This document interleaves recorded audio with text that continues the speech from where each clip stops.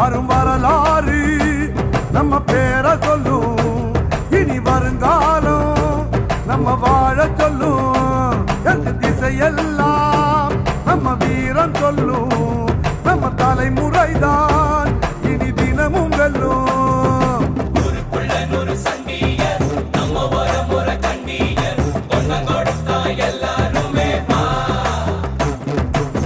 வேட்டையாடும் கூட்டமடா வேட்டையாடி பாப்போம்.